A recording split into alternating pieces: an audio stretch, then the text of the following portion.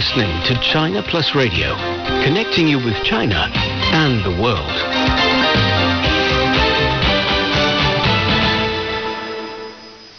Now the news. I'm Zhou Fang. The National Health Commission says China still must not lower its guard over the prevention and control work in containing the novel coronavirus disease. Commission spokesperson Mi Feng says the risk of spreading caused by sporadic new cases and imported cases still exists in China, as the overall number of COVID-19 patients across the globe has gone beyond 300,000. 78 new confirmed cases were reported Monday on the Chinese mainland, including 74 imported cases. Beijing and Shanghai each reported one case infected by imported patient. Hubei province and Guangdong province each reported one domestically transmitted case. The Chinese capital, Beijing, has demanded all arrivals from overseas to undergo concentrated quarantine and nucleic acid testing starting from Wednesday, as the number of imported cases of the novel coronavirus disease continues to increase. The new rule will also cover those who visit the city after arriving through other Chinese ports within 14 days. The city government says the quarantine expenses shall be paid by passengers themselves. City, capital of Hubei province, will lift outbound travel restrictions from April 8th after 2 months of lockdown. The city has been the hardest hit by the novel coronavirus outbreak in China. People in Wuhan need a green health code to be allowed to leave the city and the province. The green health code means no contact with any infected or suspected COVID-19 cases. Other areas in Hubei will lift outbound transportation restrictions from Wednesday. Wuhan imposed the traffic restrictions in January to contain the epidemic within the city. Health authorities say 514 people have lost their lives to COVID-19, the disease caused by the novel coronavirus in Spain in the last 24 hours. The total number of deaths in Spain rose to 2,696 on Tuesday. The number of confirmed cases has increased to over 39,000 in the country. California is scrambling to obtain protective gear for healthcare workers and first responders. Governor Gavin Newsom says the state is significantly expanding its efforts to procure additional shields, gowns, gloves, and coveralls. So much so that we have finally scoped the capacity to go out on the open market across the country, for that matter around the world, to scope out, and by the way, I'm going to be literal in these numbers, 1 billion gloves to procure, 500 million N95 masks, some 200 million shields.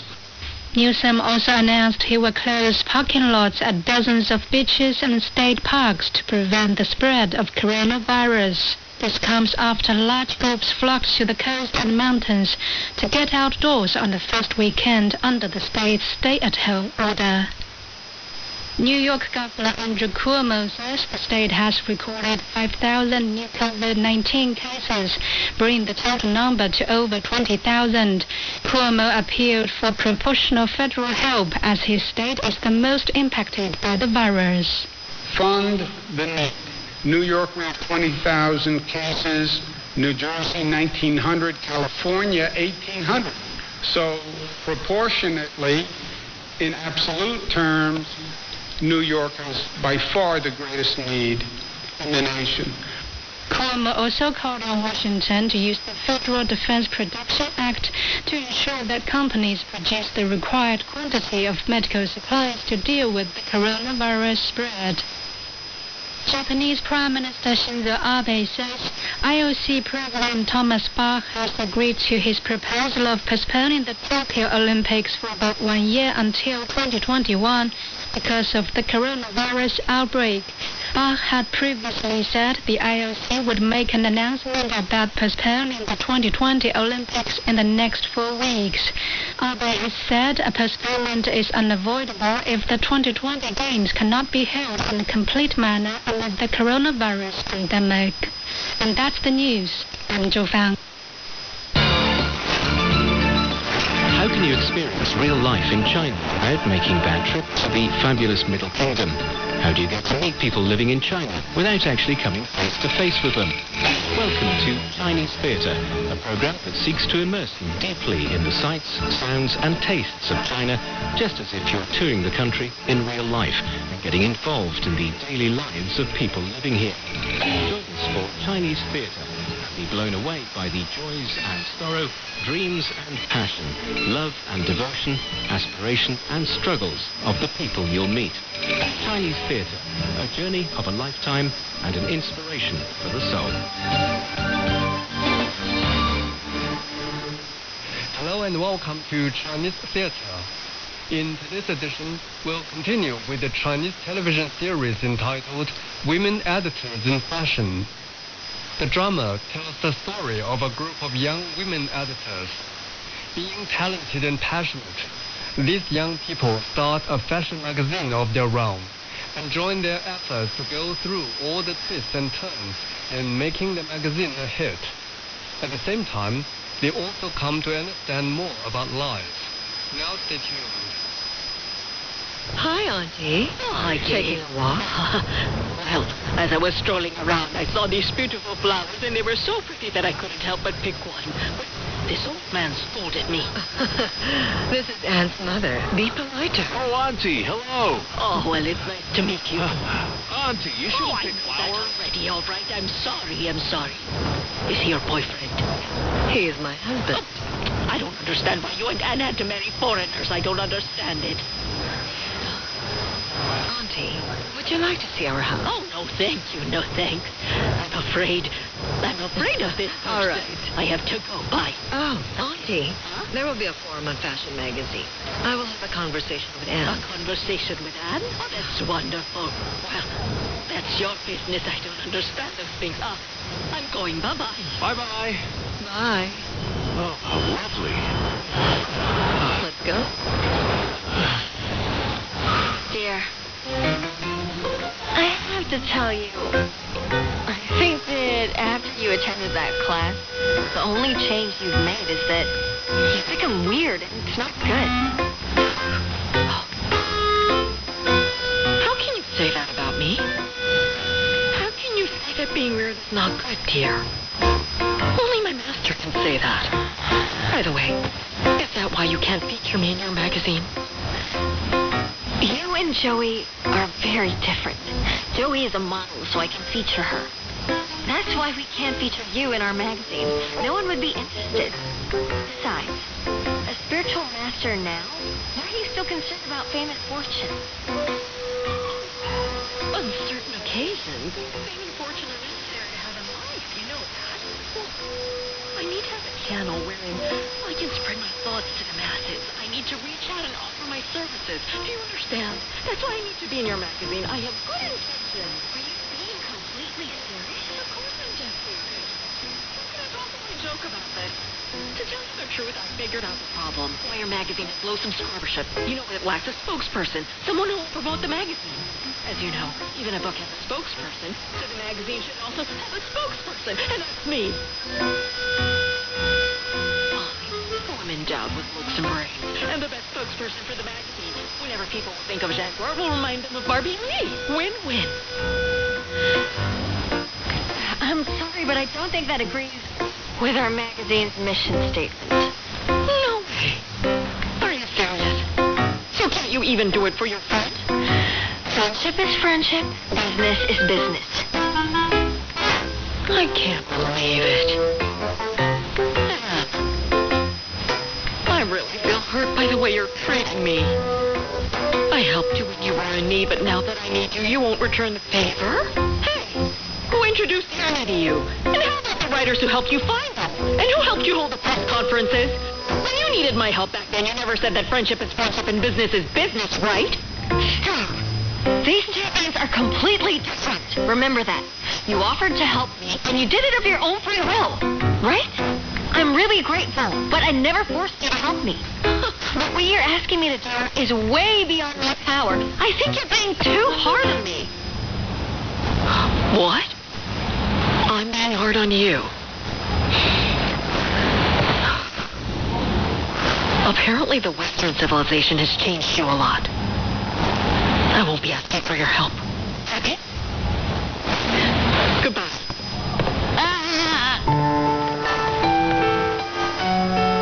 Hello? Huh?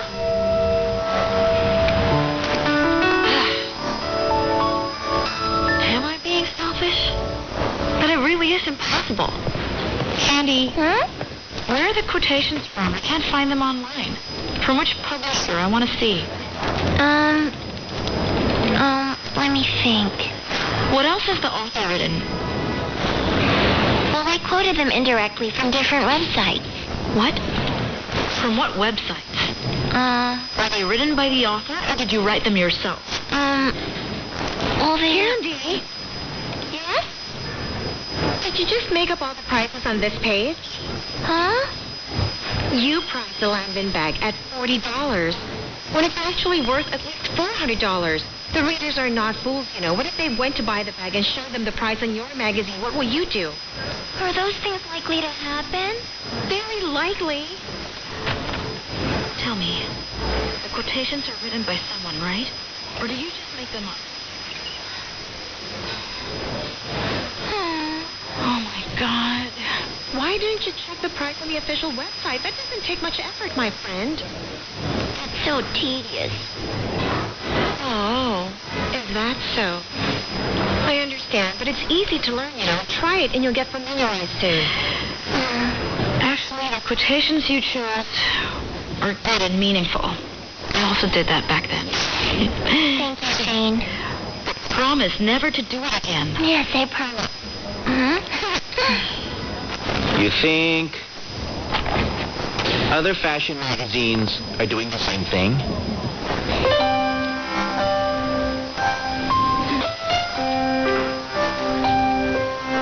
Good morning, everyone. The topic of today's fashion forum, which all of us show great interest in, is the prospect of domestic fashion magazines and the development of international ones.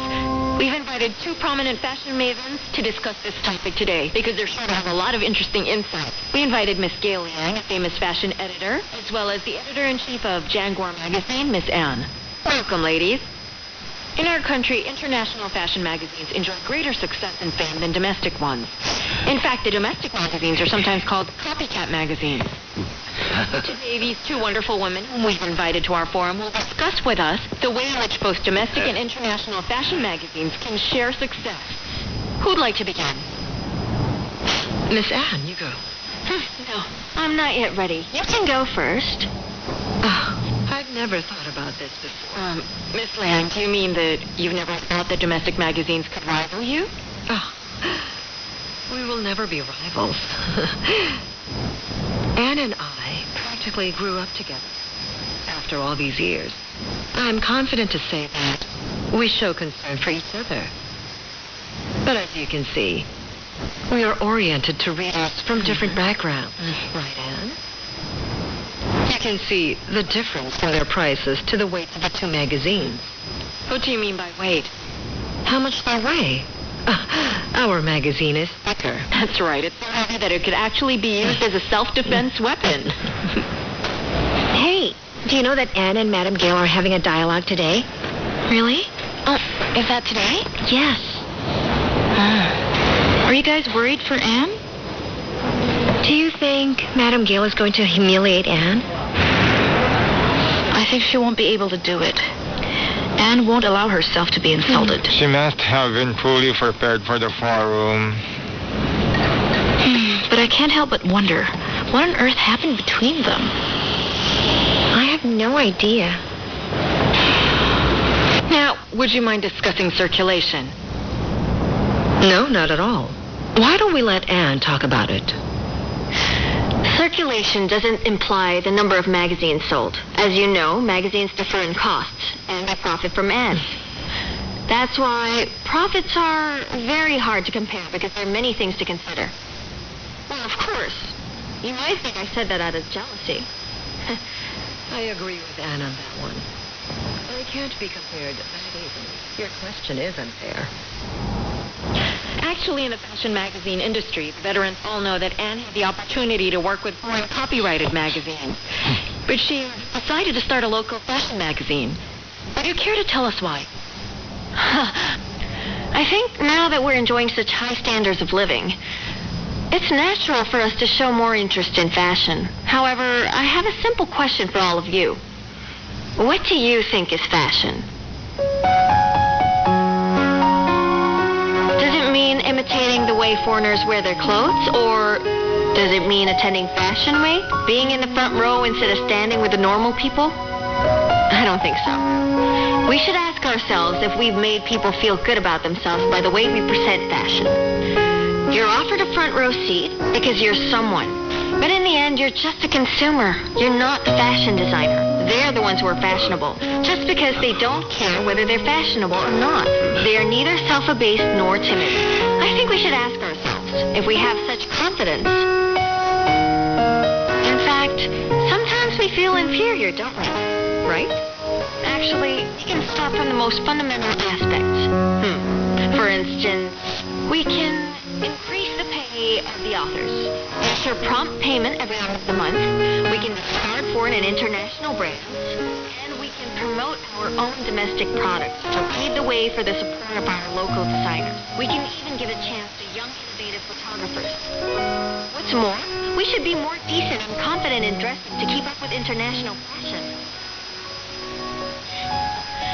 So I just want to say something to the youngsters who want to enter the fashion industry. Why do you want to enter the circle? If you're not creative or constructive, that is to say, if you think fashion is just dressing yourself beautifully, no, this isn't for you. No. Sorry, you may work, but only with magazines who have the same values as you. But I'm sorry, Kangor is not among them.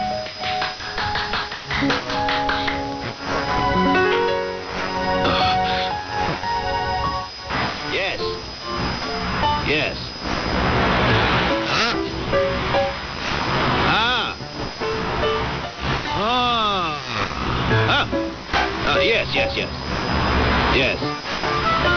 Yes. I'm so proud of you, Anne. Thank you. I didn't expect to see you here. I thought you were still angry with me. Of course not. How could I miss this chance and not come here to support you? How about we have dinner tonight? Oh, I actually have a meeting to catch. I'm sorry. I'll give you a call when I finish, okay? Oh, okay. In that case, I'll just wait for you to come back to the office. Yeah. Great.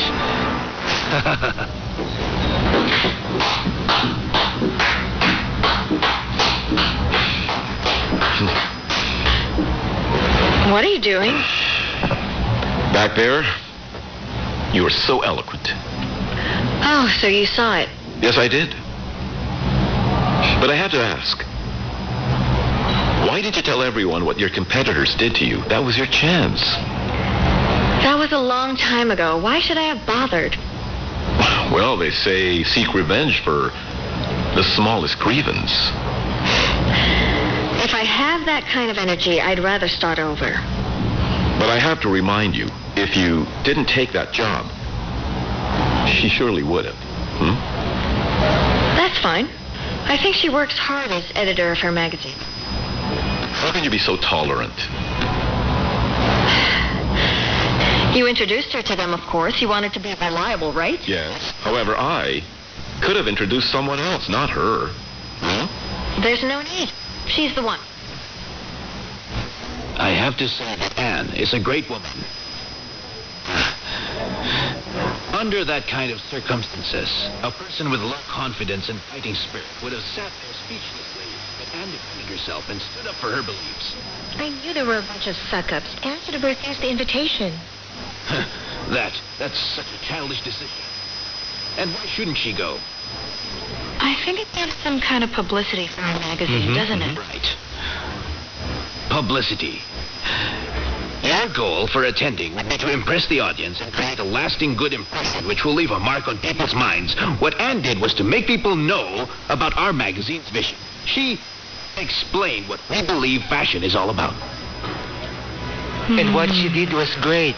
It was not easy for Anne at all, especially considering the fact that Miss Liang's position was supposed to be Anne's. Huh? What do you mean? You mean you didn't know? No, we didn't. No. Just explain it. Miss Liang's magazine was developed by Anne. She created it. You really had no idea? No, not at all. Then I'm going to have to tell you all about it. Yes, you have to tell us the whole story. I can't believe we didn't know about it. Fine. Well, let me tell you the true story behind Miss Liang and Anne. When this magazine was first introduced to China, the Chinese partner chosen to head it was Anne. And then what? Anne led a group of editors to work with her. Miss Liang was one of them, and they piloted the test issue for about half a year. And when the content and column sets were finally settled, they planned to launch the first formal issue. And that's when Miss Liang suddenly became chief editor. How did that happen? I don't know what really happened. There were hundreds of stories. If Anne wasn't good enough, there would be no formal issue. Am I right? The question is, when Miss Liang took over as chief editor, the magazine's contents, column sets, everything were exactly the same as the test issue developed by Anne. There's not a bit that changed. Oh, I can't breathe from so much anger. What a disastrous it turned out to be. And what measures did Miss Liang take to achieve that? You may inquire about them. I have no idea, and I don't want to find out either. But after that incident, I earned deep respect for Anne. She kept silent about this all throughout these years. Only, few old-timers in this circle like me know about this. Gail Yang must have something she excels in. What made you say that? Huh? That is, because Anne is noble. She didn't want to compete with her friend. She's selfless. But we can't say that it's wrong to compete with somebody, can we? In fact, in today's world, if you want to get into a higher position, you have to use all of your connections to achieve it. In this aspect, Miss Liang obviously had more connections that helped her to get to the top, which made her beat Anne. So that's how she managed to replace Anne. What I respect the most about Anne is her perseverance. She once told me an inspiring thought that, well, it doesn't matter if the columns and the content and all the ideas are all taken away from her, because this cannot be taken away. What's inside? That's talent.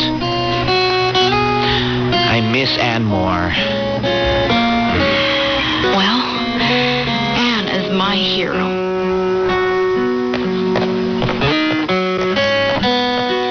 What's all this?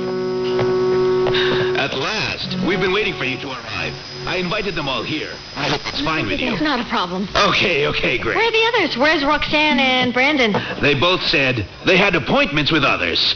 So, is it possible that those two are dating each other? Impossible. And why is that? Because Brandon is not the type of man that Roxanne would like. Yes, indeed. He isn't Roxanne's type.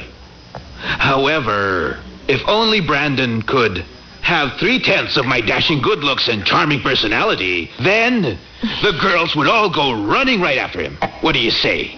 Possible.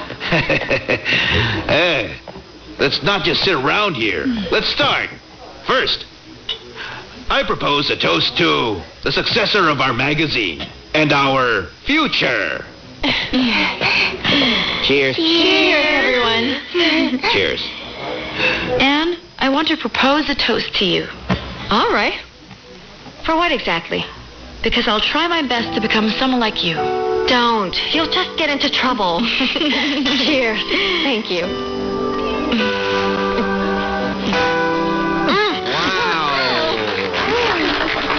Look at her. She's really changed. She finally speaks for herself. And I propose a toast to And you, if you're too. going to make me drunk, I'm driving. Oh, I'll send a driver for you. So drink all you want. Accept their toasts. They're giving you their best wishes. Fine. What is your toast for? I thought it wasn't easy for you to lead a group of unexperienced people like us. I admire you.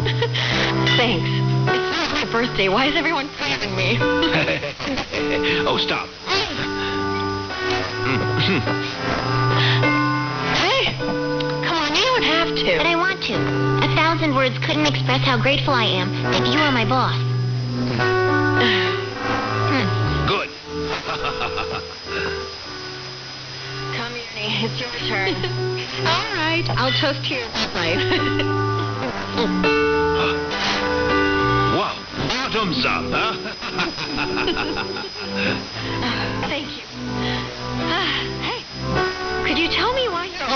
nice to me? Let me tell you. It's because I told everyone about the story, about exactly what happened at that magazine where you used to work before. Why do you even bother? That was such a long time ago. Actually, I think that there are certain ties between people and magazines. You know, I agree. I believe that Jaguar ties each one of us to one another. It connects all of us. And I hope it will be like that forever. To Jaguar. Well said. I hereby declare that our magazine makes ends meet for this month. Wow. I propose that you all drink up. Minus a glass of liquor.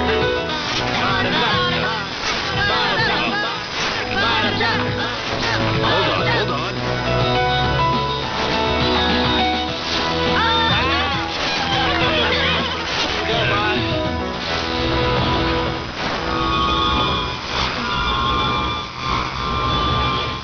You hear the pigeons? I hear them. They can only be heard in Hootown today.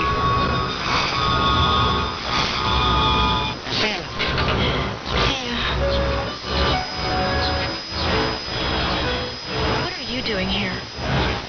Aren't we going to the ice cream shop today? You can go, I'll follow. I rode too fast. Hey, who are you talking to? The police officer. Get on.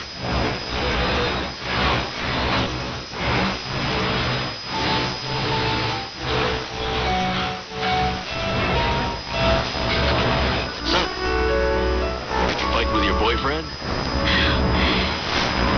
He is not your boyfriend. Then what's going on?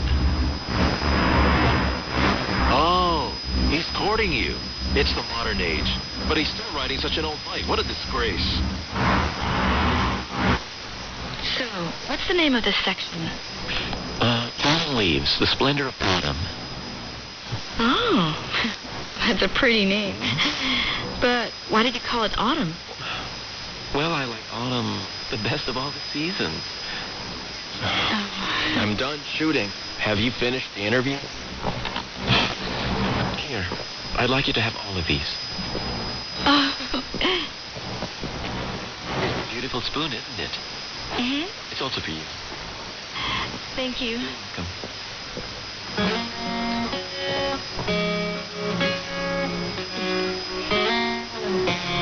Thank you for your help. Oh, don't mention it. Come back when you have time. Okay, I Good. will. Thanks for the treat. Bye-bye. Goodbye. Take care. This way. Hurry up.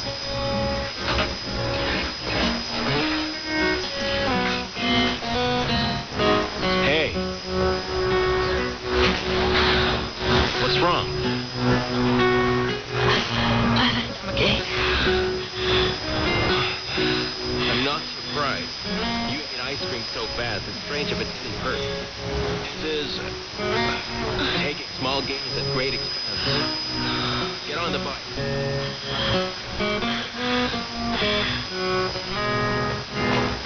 Are you ready? Let's go.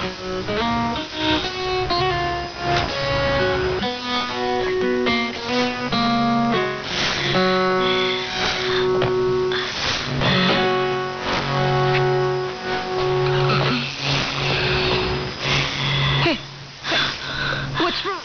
Huh? What's wrong? Her stomach hurts. She's too greedy and ate too much ice cream. Huh? You ate ice cream?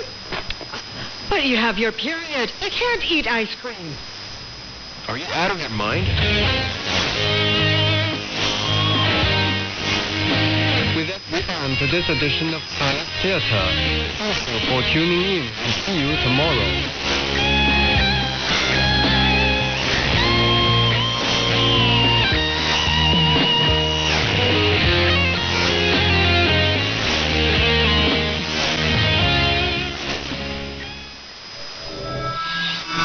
From epic tales of mystery and magic to accounts of battle and empire. from the verses of the ancient poets to the masterpieces of our times. CRI brings to life China's literary heritage. Join us for A Light on Literature.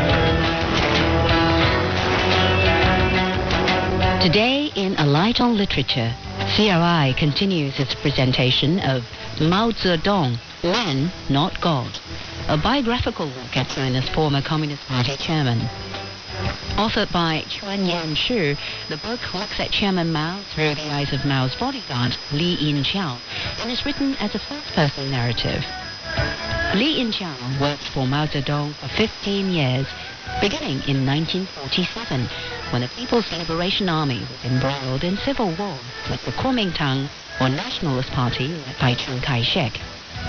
Today in CRI's A Light on Literature, Ian Reid narrates part 18 of Mao Zedong, Man, Not God, in which Mao orders his wife to shut up. Enjoy.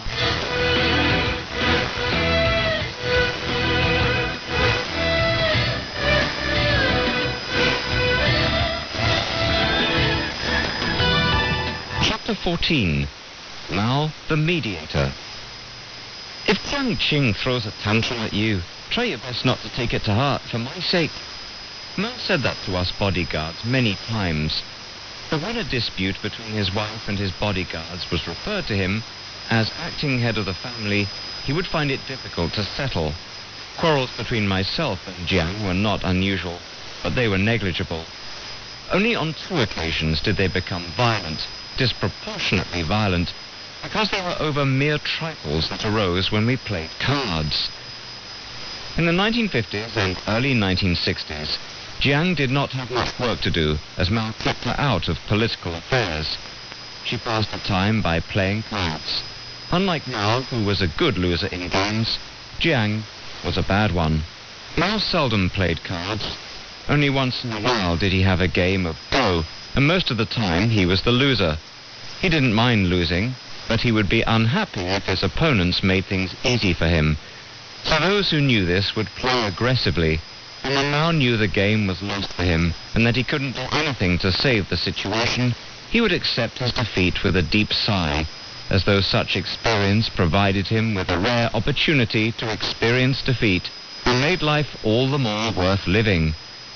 Each time this happened, he would grudgingly admit to me, "It looks as though Mao Zedong is not infallible, or he wouldn't have lost the game." Jiang was not that philosophical. Like Mao, she wanted to win a game the hard way, but if she lost, she would raise hell and make everybody miserable. I was her card partner. My feelings at such times could be summarized in the words of Su Dongpo, a Song Dynasty poet. "It is unbearably cold up there." I was very careful lest I should follow with the wrong card and be given a scornful look by Jiang. It was not too bad if our opponents were poor players like the bodyguards in my charge. They could never win no matter how hard they tried. But with the nurses, who were clever and played better, it was a different story. They could have won every time if they wanted, but they would secretly give us a chance to win without Jiang's noticing it, or we would have been landed in even bigger trouble if she had found us out. With so many worries, it was easy for me to make a mistake, and each time I followed or led with a wrong card, she would give me a cutting look. So playing cards with Jiang was an agony.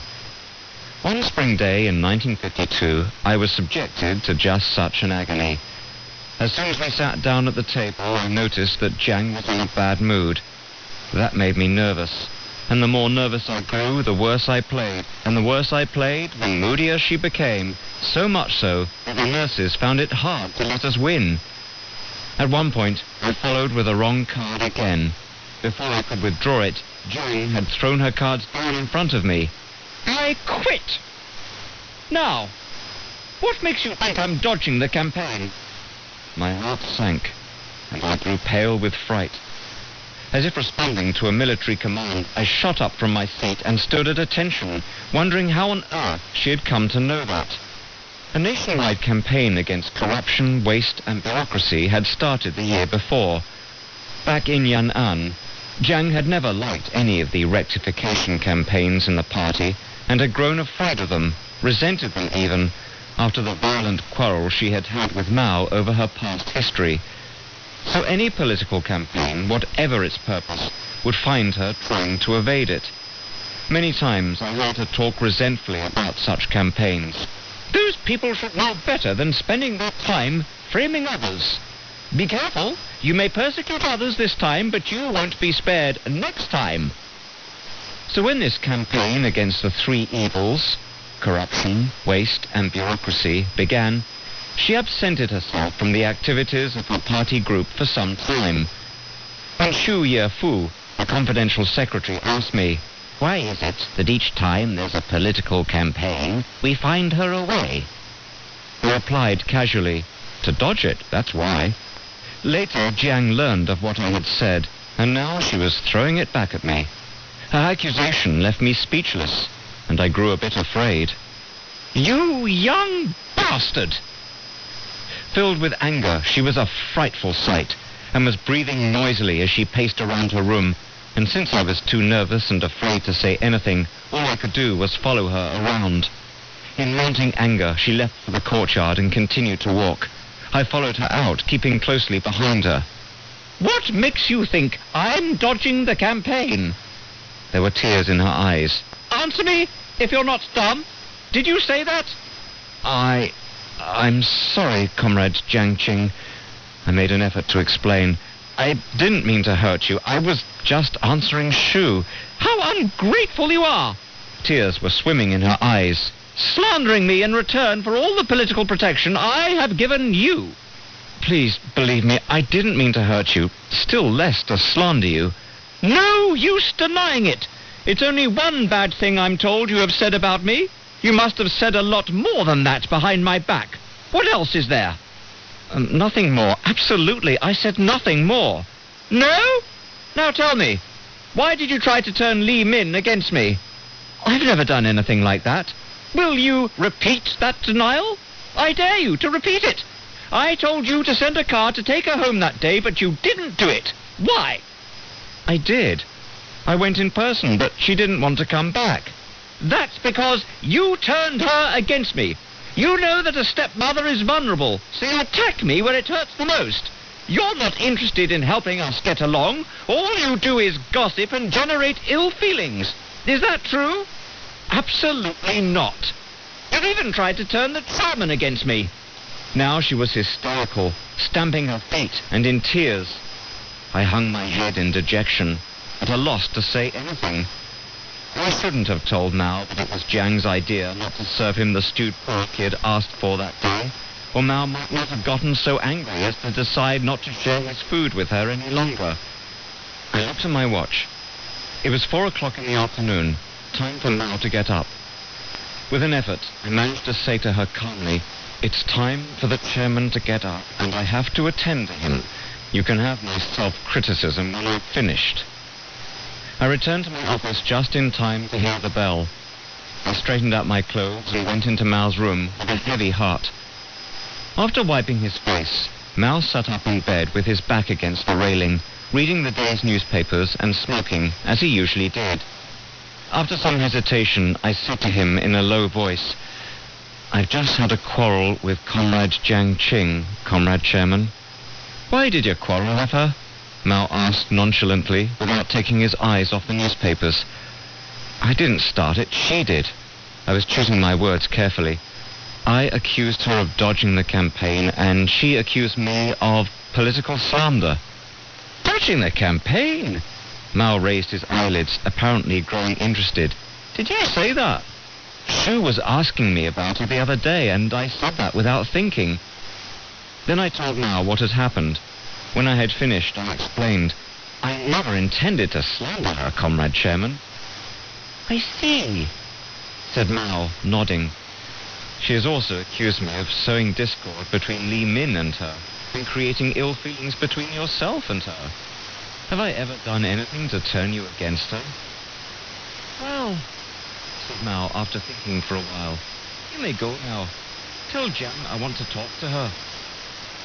I left Mao, and when I saw Jiang still walking in the courtyard, I went up to her timidly. The chairman wants to see you, Comrade Jiang Qing, I said. How smart you are!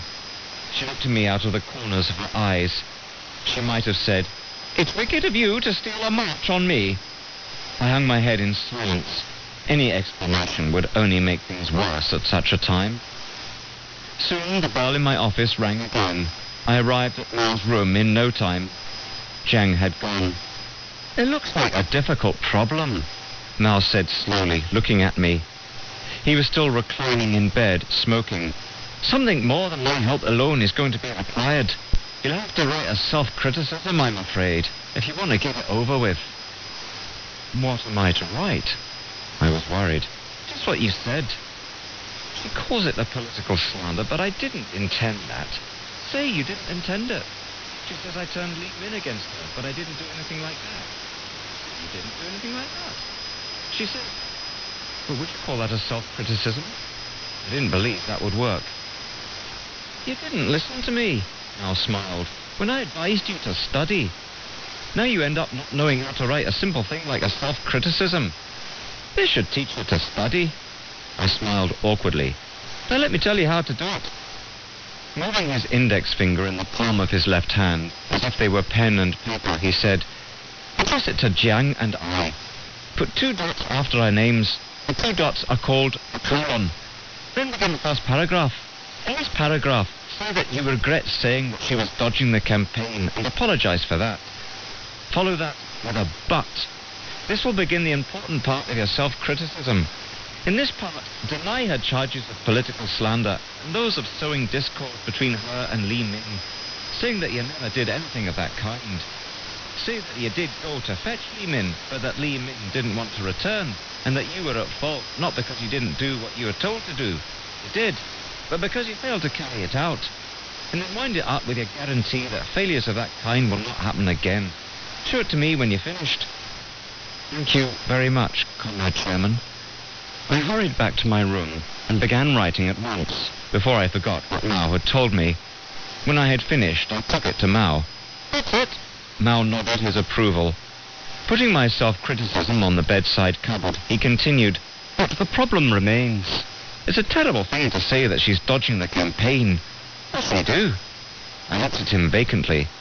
The only thing you can do, Mao said, smiling and winking playfully, is for you to do a bit of dodging yourself. A few days later, Mao sent for me. The moment he saw me, he said with a smile, the thing has blown over, Yin Chao. Jiang Qing's been hospitalized in Beijing Hospital. You're going to see her. I've got a few things here. You're going to take them to her when you visit her. Do you understand what I mean? Yes, I do. My spirits rose. I don't mean right now. Go back to your room and wait there. I returned to my room, not understanding why I had to wait. In about a quarter of an hour, a nurse called me from Beijing Hospital, telling me that Jiang had asked for cigarettes and fruit. I made a note of what she wanted, and when I looked at the things Mao had got ready for her, I discovered that they were exactly what Jiang was asking for. I left for the hospital with them at once. There was no one in the ward when I arrived there. Hearing the sound of running water in the washroom, I waited. Soon Jiang appeared, rubbing her hands together. She greeted me with a smile and shook hands with me. How are you? Sit down, please. I sat down courteously and put the things on a table. I don't mind if you complain about me, but you shouldn't have said those things behind my back. Jiang had softened in her attitude. I told her again that I hadn't had any bad intentions and that I wouldn't talk like that again. Complain to me if you have to, but don't do it behind my back. Then I won't hold any grudge against you for your complaints. Having said that, she changed the subject, discussing what improvements might be made in my work so that Mao would rest and eat better. I'm not in very good health, so I have to leave the chairman primarily in your care. I'd appreciate it if you'd do a good job of it. Later on, I learned that Mao had called Jiang whilst I was waiting in my room. Don't behave like a narrow-minded woman, Mao had admonished her. Yin Chao was very anxious when he learned that you're ill. He's got a few things for you and wants to see you. Why don't you ask to see him and show him that you can be magnanimous? So Jiang told the nurse to call me and asked for the things that she knew Mao had got for her. Mao had settled that dispute almost effortlessly. Soon I was promoted to deputy commander of the bodyguard, but I could never have imagined that this incident would later land me in trouble. Before I went to the hospital to see Jiang, Mao returned the self-criticism to me, saying casually, "Take it back and keep it yourself." I should have known better than to keep it. In 1967, during the Cultural Revolution, the Red Guards found the self-criticism in my house when they searched it. They took it as evidence of my opposition to Mao Zedong, alleging that my opposition to Jiang was really intended for Mao. They threw me into jail, tormented me, and ransacked my house several times. Only when Mao learned of my imprisonment, when he stopped in Tianjin on his inspection tour of the southern provinces, was I set free. The self-criticism is now in the Tianjin archive, collected perhaps for its historical value. You're listening to A Light on Literature, CRI's presentation of timeless works of Chinese literature. Today's narration by Ian Reid is taken from the biographical work Mao Zedong, Men, Not God. With Jiang picking quarrels with us so often, we grew accustomed to them and ceased to take us seriously. Sometimes we would even show open defiance. This was especially true of those of us who had been with Mao long enough to be counted as members of his family. I am not going to recount the flare-ups between her and the other bodyguards here, but I shall recall a violent quarrel which I had with her. I accompanied Mao and Jiang to Beidaihe in the summer of 1960. We stayed in Building 1, a one-story house in a grove of trees.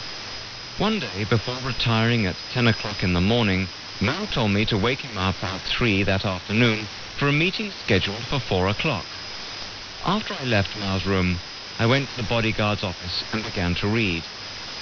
At 2 o'clock, Jiang sent the assistant bodyguard on duty to fetch me.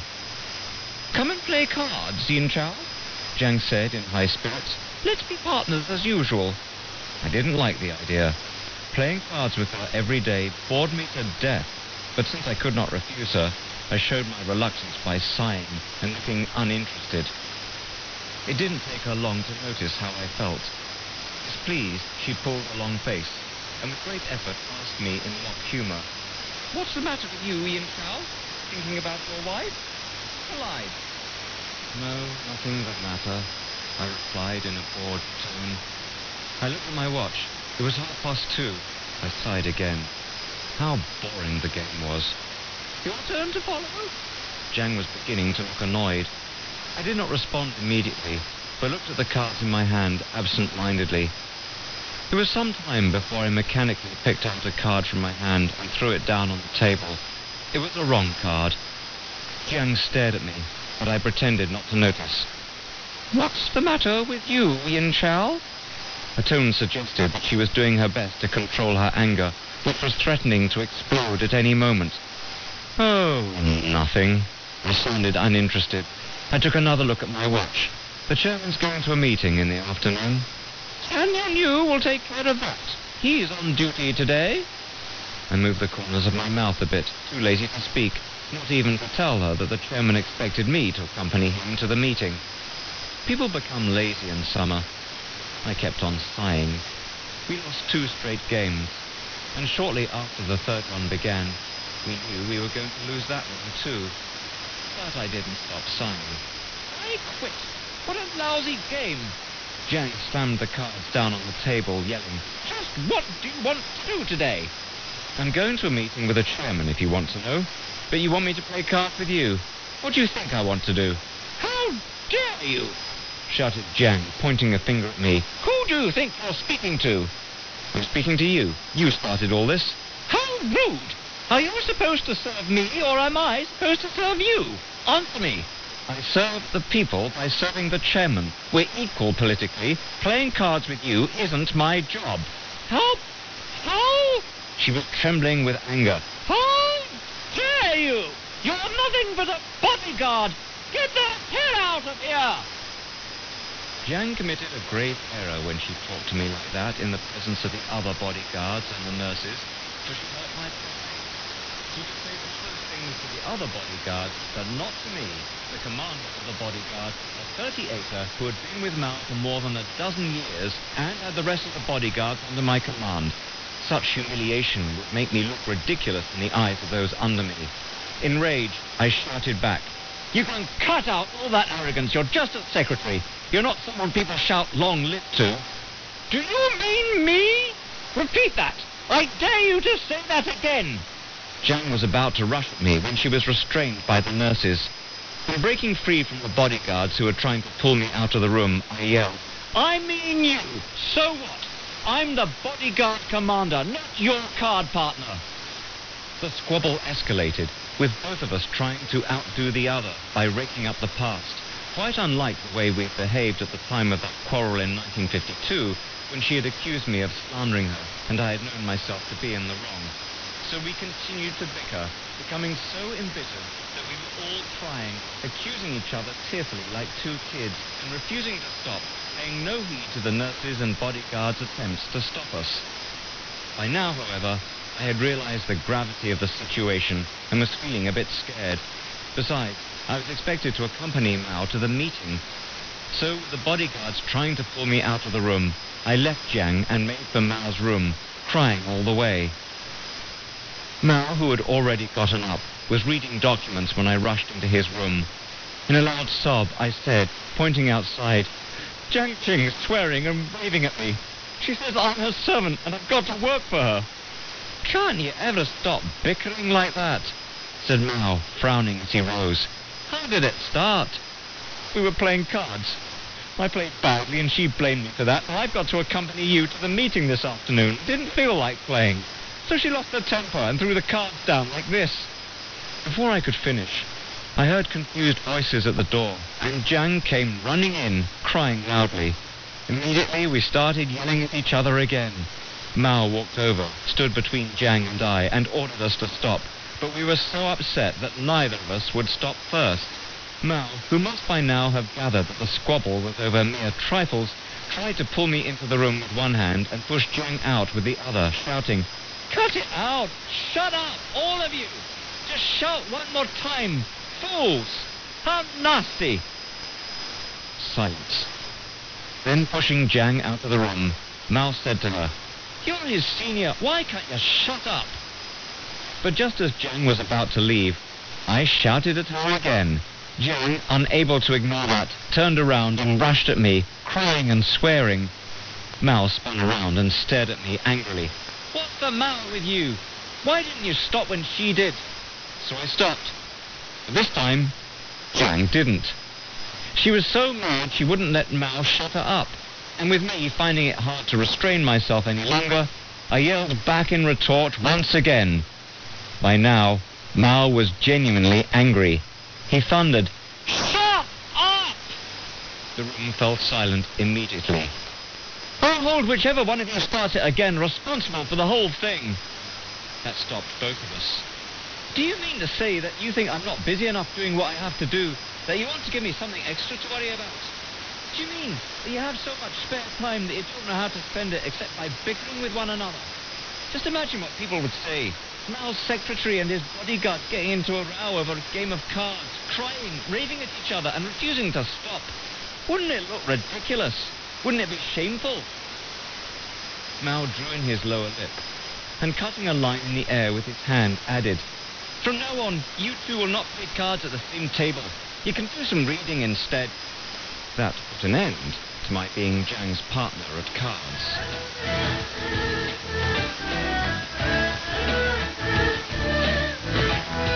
And that was part 18 of Mao Zedong, Men, Not God, written by Chuan Yanshi, narrated by Ian Reid, and brought to you on China Radio International. Join us next time in A Light on Literature, in which Mao is admonished by his father. If you missed anything, be sure to check out our website at www.crienglish.com and click on the link for A Light on Literature.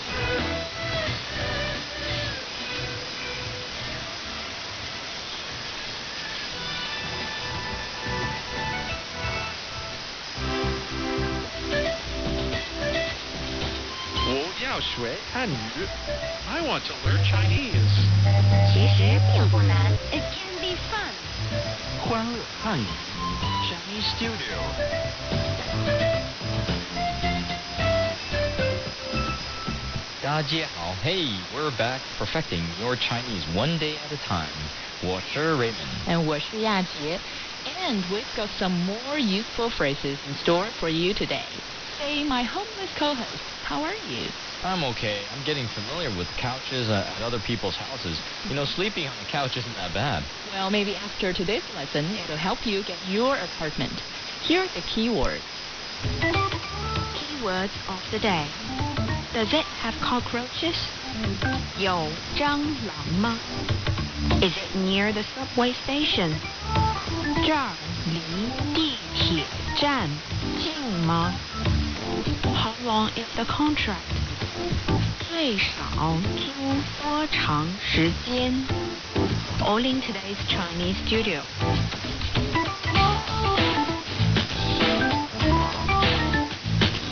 Well, I kind of found a place. Now I just need to know how to ask if it has cockroaches. This is how you can say, 有蟑螂吗? Although I'm not sure if the answer is no. 有蟑螂吗?有 means have. 有蟑螂 cockroaches. 蟑螂 And 吗 the syllable is usually put at the end of a question. 吗?有蟑螂吗?有蟑螂吗? Does it have cockroaches? 有蟑螂吗?还可以，不是很多。 Okay, here's something that I need to know.